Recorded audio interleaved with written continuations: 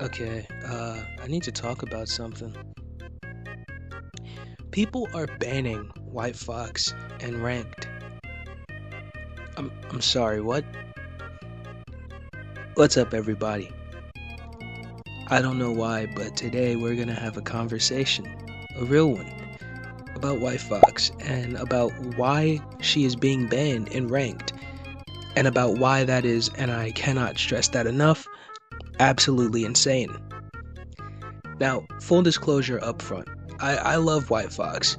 I was there when her comic dropped. I believe it was back in like 2019. I bought that comic. I have that comic. Genuinely, I think she's really fun. I think she's cool. I think she's a Korean spy who can turn into a mythological nine-tailed fox deity, and that's awesome. None of that is why I'm making this video.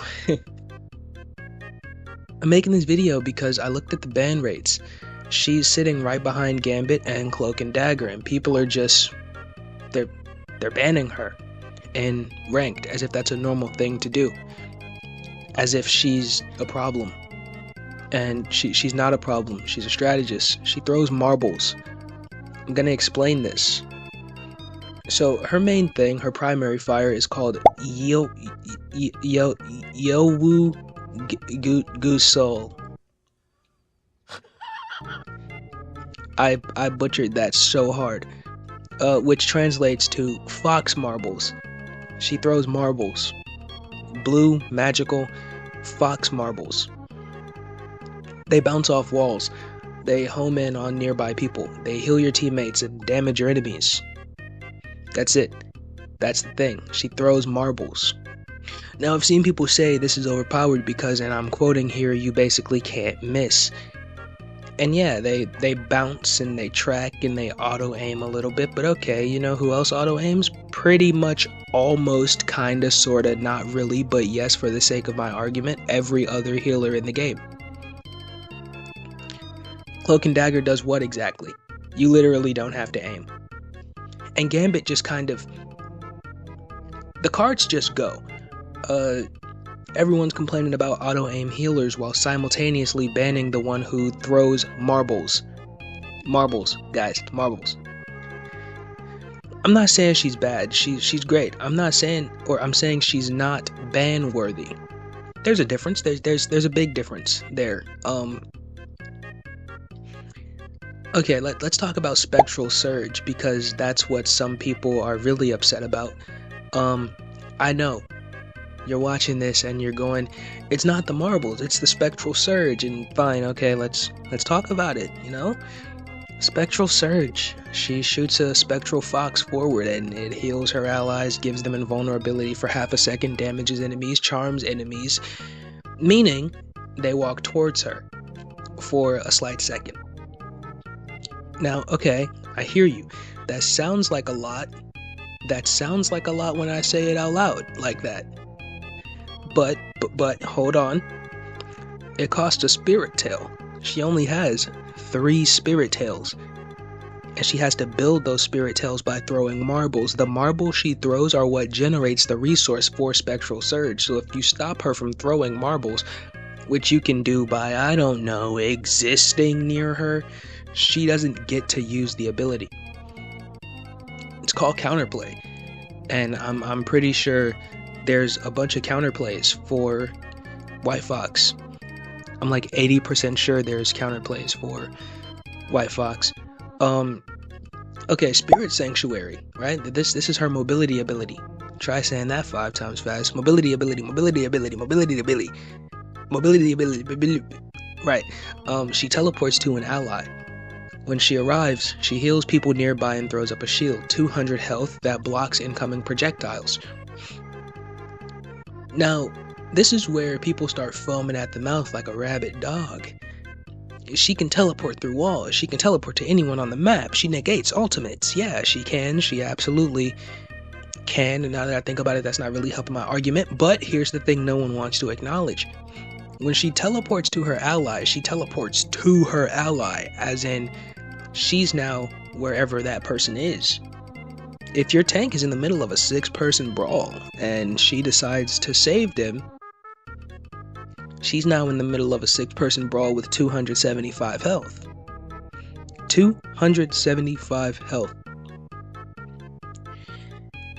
She has the health of a damp piece of paper. You get to her and she's dead. That's not overpowered. That's a trade-off. That's game design. Also, there's this, and this one's like actually important. The teleport range isn't unlimited. There's a range limit. So if your teammate is across the map, you can't just Superman launch yourself over there. She has to actually be close enough, which means she has to play near the fight, which means you can just fight her. Now, Fox Form Awakening, this is when she transforms her spirit tails into physical tails and gets into close combat mode. In this form, she does area healing just by hitting enemies. She gets a dash attack called Predatory Pounce that slows enemies and knocks them back. She gets a tail sweep that launches enemies up. She becomes a melee support fighter who heals her team by punching people. That's kinda cool. I'll admit that's kinda cool, but it's not overpowered, and here's what nobody talks about. When she's in awakened form, she loses Spectral Surge, the ability everybody's so mad about. It's gone. She can't use it. She traded her most defensive support tool to go out and punch people up close, which, that's a risk. That's her making herself vulnerable to go be aggressive. And also, this is the part that actually matters. She's draining her spirit tail energy the entire time she's in awakened form, and when she exits awakened form, she loses all her remaining tails. So if she's been in there a while and she gets forced out, she's basically starting from zero. Wait.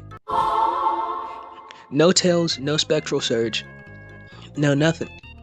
Just a very tired Korean fox spy with 275 health. That sounds like my ranked experience, honestly. Her ultimate, right? Her ultimate. Let's address the nine-tailed elephant in the room. Her ultimate is called Kumiho Unleashed. She transforms into a full nine-tailed fox. Her health jumps to 900. She heals nearby allies just by being near them. She can slam the ground for a shockwave healing. She has an ability called Blessed by the Nine, where she can target an ally and give them continuous healing, unstoppable status, and lifesteal. Okay, that's probably not helping my argument, but I'll be honest with you, the ult is pretty good. I'm not going to sit here and tell you the ult is not pretty good. 900 health, healing just by standing there, an ability that makes one of your teammates basically unkillable for a few seconds. That's good. That's clearly a good ult. But number one, every fox blessing she sends out during the ultimate deals 100 damage to herself. The ult literally hurts her to use. That's built in. That's not a bug, that's the design. Number two, she moves very slowly in Kumiho form.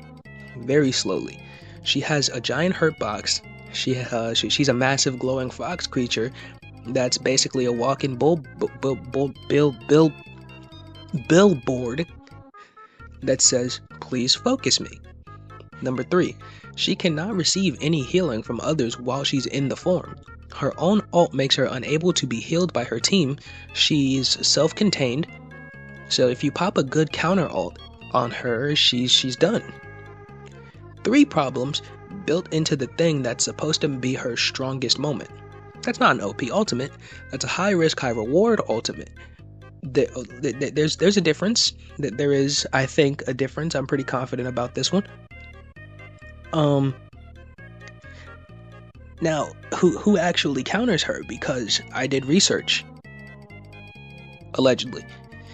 Here's the thing. She has counters, real ones. Magneto, Punisher, Squirrel Girl, all confirmed hard counters. She's weak to burst damage because, again, 275 health. She's weak to any kind of pressure when she's low on spirit tails. She's punishable when she uses Spirit Sanctuary to teleport to a dangerous spot. She has weaknesses. You wanna know who doesn't have weaknesses? The people you should be banning? The real problems? I'm not gonna name names, I'm going to name names. Gambit. Gambit has a 25% ban rate right now for a reason. You know why people aren't mad about Gambit? Because everyone's too busy banning White Fox. The Fox is innocent. The Fox is just out here bouncing marbles. She's doing her job. She's doing it well. That doesn't mean she deserves to be banned. And look, I get it.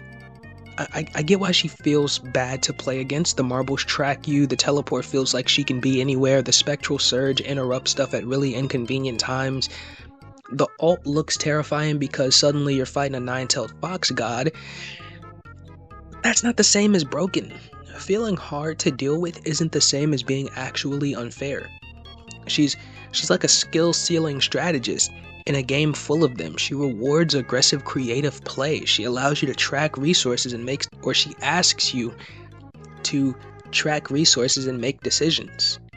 The reason she feels oppressive to play against isn't because she's overpowered. It's because a good White Fox player is making really smart decisions really fast, and that's annoying to be on the receiving end of.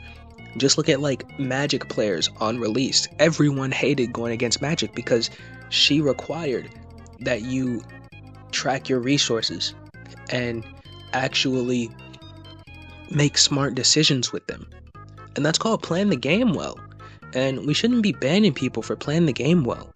We should be banning Gambit, obviously. Everyone knows this. I don't need to explain Gambit. Anyways, that's my whole thing. White Fox is not a problem. She is a balanced, well-designed, deeply fun strategist who throws magical fox marbles and occasionally transforms into a mythological deity. And if your ranked game would be better without her in it, I would like to respectfully suggest the issue might not be White Fox. Number one, it's a skill issue. Number two, it might be the Gambit that you allowed through the ban phase. Okay, if you watch this whole thing, thank you. Genuinely, I'm gonna think about it a lot. If you want to argue with me about this, please argue with me. Drop it in the comments. Tell me why I'm wrong.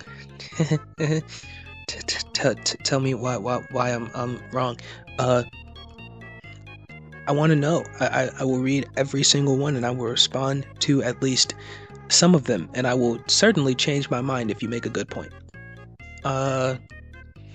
Like and subscribe if you want to see more of me defending things I maybe shouldn't be defending. And I will see you in the next one. Don't ban White Fox. Think these bands or the ass of fiends aren't helping.